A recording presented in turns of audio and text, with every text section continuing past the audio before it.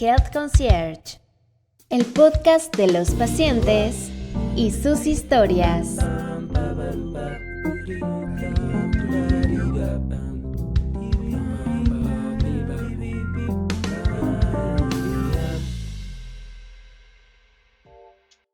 Hola, ¿cómo están? En este nuevo episodio de Health Concierge vamos a platicar con quien, por cierto, es ahora el concierge del mes y nos va a contar una historia bien bonita para entender que detrás del teléfono también hay seres humanos. Así que, Dani, bienvenido a Health Concierge.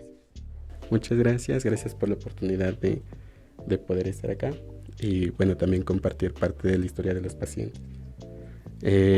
Bueno, en esta...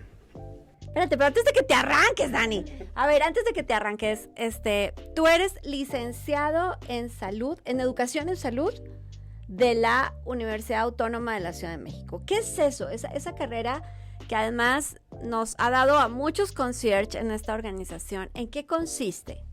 Ok, bien. En efecto, soy licenciado en la licenciatura en promoción de la salud. Promoción de la salud. Es una licenciatura prácticamente nueva. Es una licenciatura que se focalizó principalmente para las problemáticas de la ciudad y dentro de las problemáticas de la ciudad tenía que ver con cuestiones que el sistema de salud no había cubierto. En ese sentido, el sistema de salud abarca el proceso de rehabilitación, atención, para que las personas puedan estar saludables, por decirlo así, ¿no?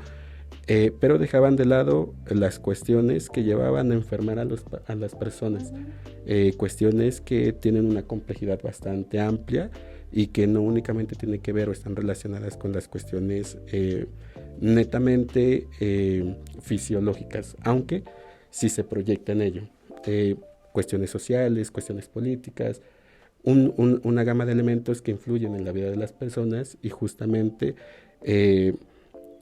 llevan a un proceso de cómo enferman y cómo mueren las personas y también cómo se cuidan en cuanto a la salud. Bueno, así que si ustedes estudiaron esta licenciatura en promoción de la salud en la Universidad Autónoma de la Ciudad de México, vénganse a SOIN porque los compañeros tuyos, los egresados de esta carrera que tenemos son fantásticos concierge. Y ahora sí, Dani, pero además escribiste un libro, eres coautor de un libro, cuéntanos de eso. Bien, es un proyecto que justamente realizamos con ayuda de una compañera que es una gran amiga mía, es colega de la licenciatura. Ella trabajaba en una editorial en Plaza y Valdés. En todo su proceso de estar en contacto con autores, en todo el proceso, un día nos dijo, ¿qué les parece si hacemos un libro? Realmente hablar de promoción de la salud es bastante complejo porque hay muchas variantes sobre cómo entender la salud, la promoción de la salud. Entonces, el hablar de una identidad es complejo porque podemos hablar de muchas cosas. Y justamente nos comentó, ¿por qué no armamos un libro donde hablemos sobre la identidad del promotor de la salud? Y bueno, el resultado fue una experiencia bastante linda. Conocí muchas cosas que yo no conocía de armar un libro, de proyectar algo y de plasmar algo. Y pues bueno, quedaron en esas hojas, en esas páginas. Pues muy bien, felicidades porque además eres una persona bien comprometida con tu propósito y haces trabajo comunitario y no creo que sea gratuito que entre un par de cientos de concierge te hayan elegido como el concierge del mes, pero eso vamos a platicar un poquito más adelante porque hoy decidiste contarnos la historia de Lorena. Cuéntanos de Lorena. Por supuesto, siempre debemos aclarar que usamos un nombre que no corresponde a la identidad real de los pacientes porque parte de nuestra obligación es salvaguardar sus datos personales. Pero bueno, hoy le hemos puesto Lorena a esta historia. Cuéntanos la historia de Lorena, Dani. Ok, bueno, en particular esta historia marca un proceso interesante en mi estancia en Grupo SOIN. Llevé el proceso de la paciente desde que se hizo estudios para diagnosticar esclerosis múltiple, hasta el proceso de buscar el tratamiento, de que se apruebe el tratamiento dentro de la institución. Lorena es una mujer de 37 años. Muy joven. Joven, y con toda una carga de una madre, parte de una familia. Es mamá. Es mamá. ¿De cuántos hijos? 3 hijos. 3 hijos. Y aparte era cuidadora de su mamá. Wow. Entonces, déjame contarle a quienes nos están viendo o escuchando qué es la esclerosis múltiple, porque además es una enfermedad que en el 75% de los casos se diagnostica en mujeres, es mucho más frecuente en mujeres, y justo como nos estás diciendo, Dani, en mujeres jóvenes en plena edad productiva y reproductiva. Entonces, ¿qué es? La esclerosis múltiple es cuando el sistema inmunitario de los pacientes atacan esta vaina protectora que recubre las fibras nerviosas, que se llama mielina. Y este ataque hace que se interrumpa la comunicación entre el cerebro y el resto del cuerpo. Con el tiempo es una enfermedad que puede causar deterioro o daño permanente de las fibras nerviosas, y con ello, claro, dependiendo de la persona, pues vamos a encontrar procesos en los que se pierde autonomía de varias funciones. Los síntomas dependen también de cada paciente y la ubicación del daño y la gravedad del daño de las fibras nerviosas.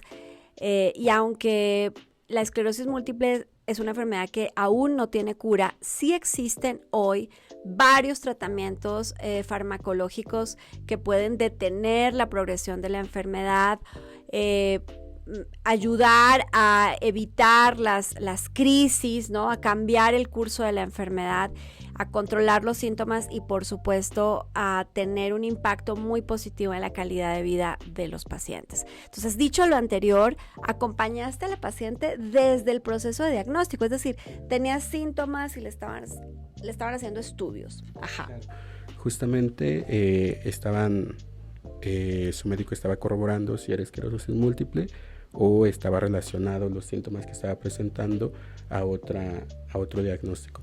Le dan el diagnóstico de esclerosis múltiple, pero en el proceso de que le dan el diagnóstico de esclerosis múltiple, ella no sabía qué pasaba con ella misma, no entendía por qué los síntomas, por qué había pasado, por qué se había presentado. Incluso preguntaba si era una cuestión que sus papás le heredaron, ¿no?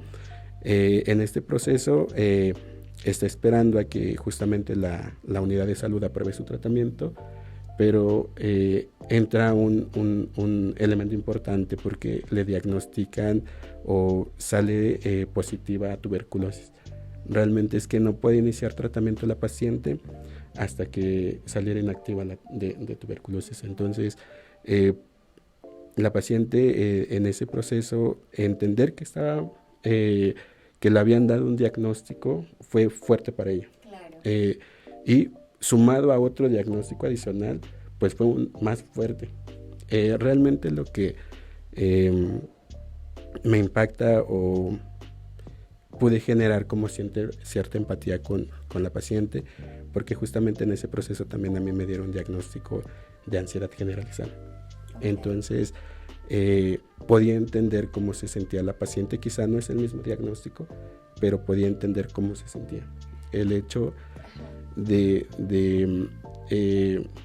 que las otras personas invaliden o quizá no entiendan por lo que está viviendo un paciente con un diagnóstico que se proporciona, que es reciente, pues, se vuelve complejo. Entonces, entender que algo está pasando y que no lo podrías nombrar, como en su momento cuando a mí me dieron el diagnóstico, algo que siempre me había acompañado, era algo que no sabía qué pasaba hasta que le dieron nombre. Entonces, hasta que se visualiza o se visibiliza, es cuando podemos entender. Pero aún es un proceso bastante largo porque todavía hay una serie de elementos que hay que seguir entendiendo. Uh-huh. Dani, fíjate que las enfermedades neurológicas y las enfermedades relacionadas con la salud mental tienen varios puntos en común. y es que es muy frecuente que la gente que está alrededor minimice, ¿no? Porque queremos ver la enfermedad como algo que se rompió, como algo que tiene manifestaciones físicas, y con mucha frecuencia las enfermedades neurológicas o las enfermedades mentales pues no tienen manifestaciones físicas y todo ocurre más bien a nivel sensorial, sensitivo. Entonces, ¿qué oportunidad particular tuviste de compartir ese camino con ella y de, como dices tú, a veces incluso la mala noticia de un diagnóstico como estos, solo ponerle nombre ya cambia la calidad de vida y la relación del paciente con lo que está sintiendo? Pero oye, Dani, la ansiedad generalizada, porque íbamos a hablar de Lorena, pero pues también estás tú, no solo como concierge, sino como paciente.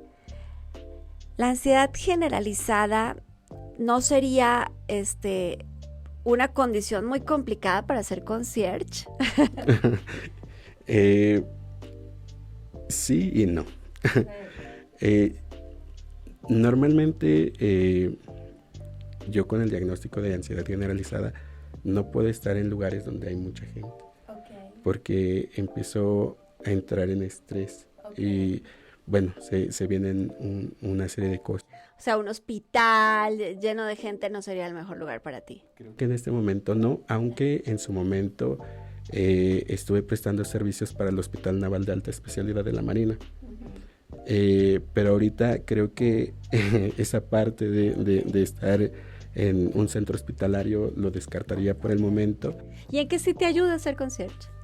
Que justamente puedo, o sea, yo amo el contacto con las personas y justamente lo que me ayuda trabajar en grupos OIN y ser concierge es que puedo platicar con las personas, puedo compartir palabras con las personas, pero a través de vía remota.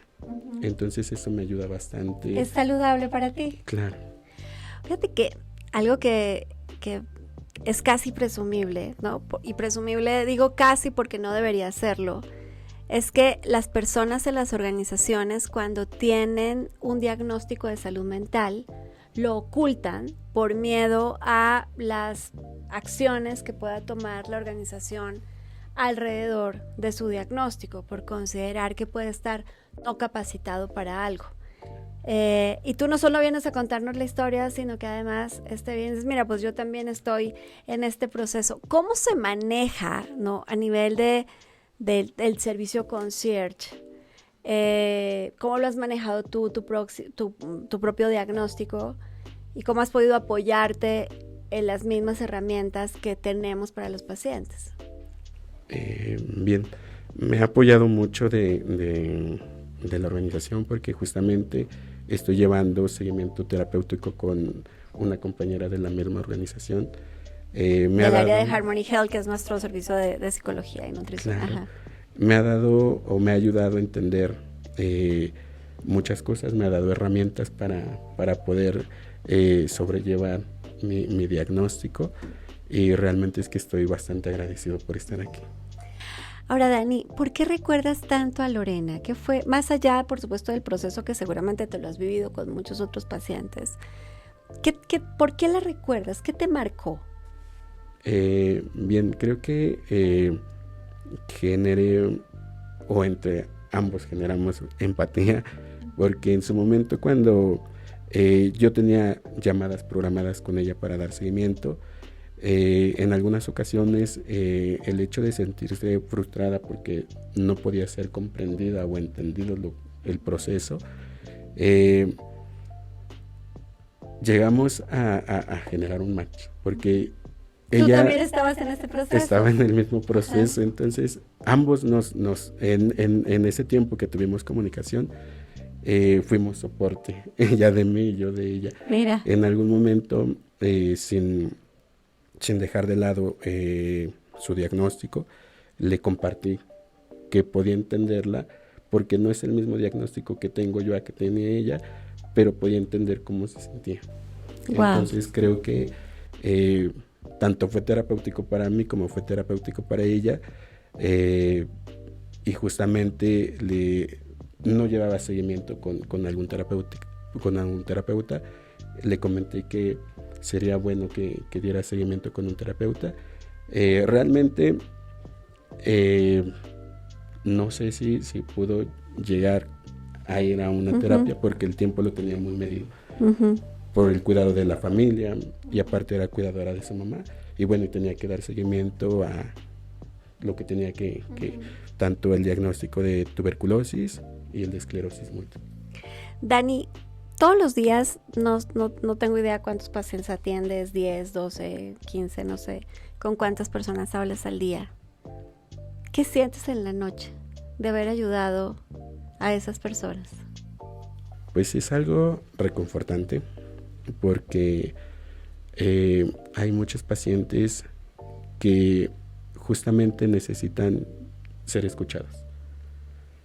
Como todo proceso, tuve oportunidad de trabajar con adultos mayores. Sabemos que es una población que vive el abandono. Tuve oportunidad de trabajar con pacientes con diagnóstico de esclerosis múltiple, una enfermedad degenerativa, también viven en abandono.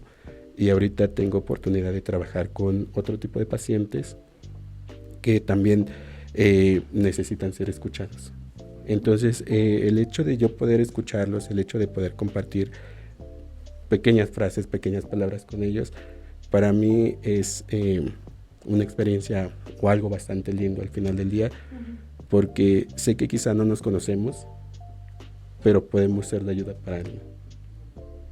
Como en su momento, personas que no tengo el gusto de volver a coincidir con ellas han sido soporte también para mí. Dani, muchísimas gracias por venir a Health Concierge a contarnos la historia de Lorena y la tuya, pero sobre todo muchas gracias por ponerle tanto corazón a tu trabajo de todos los días. Gracias.